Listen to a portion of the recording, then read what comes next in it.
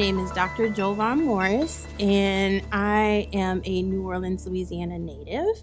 I went to Florida State University for undergraduate, pursuing veterinary medicine. Towards the end of my undergraduate career, Hurricane Katrina happened. So that was instrumental in shaping my environmental worldview, my worldview totally, because it changes you to be able to see your home and your family and not be able to reach them. When I did graduate, that really shifted my focus to wanting to study environmental science.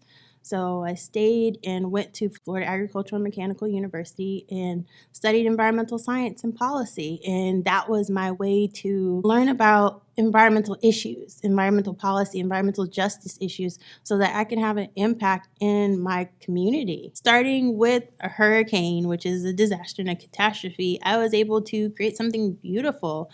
And I know my family never thought that I would be an environmental scientist, but it took me through Florida, it took me through Savannah, Georgia, and it landed me in Gloucester, Massachusetts. I work for the National Oceanic and Atmospheric Administration in Gloucester, Massachusetts. So I'm with the National Marine Fisheries Service. My program, or my internship program, was working with an environmental educator on creating a program for Atlantic sturgeon outreach. So the program is called SCOOTS. It's students collaborating to undertake tracking efforts for sturgeon. I was supposed to compile all this information for other teachers who were going to teach their students about sturgeon and why they're important.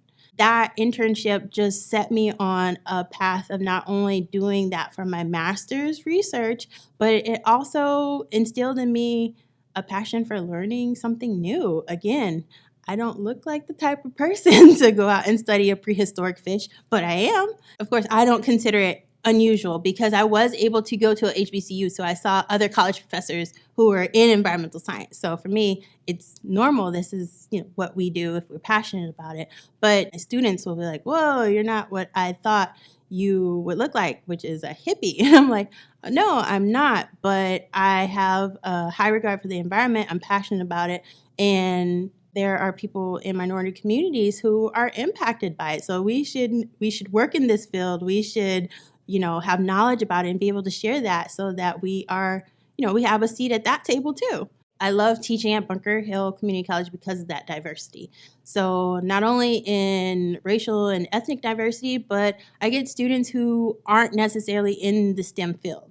The way it's impacted me in my work and even in my research, my dissertation work was on Gulf of Mexico shrimp fishers and whether or not they're following bycatch laws. And I did a social component of research with that, where I was surveying shrimpers in Texas, Louisiana, Mississippi, Alabama, and Florida. And so when they saw me coming down the dock with my notepad and asking all these questions, there was no trust there. But for me, I had to be very careful in my work because I wasn't sure the type of reception or whether or not I would even get the honest answers I was looking for because of the way I look and the perception that environmental science is only for middle-aged white men who like wearing Tevas. Regardless of the messenger who is me, I try to make it relatable, and I try to be humble. I don't even consider myself as a role model, but I realize that I am, because there aren't a lot of Black women who pursue a PhD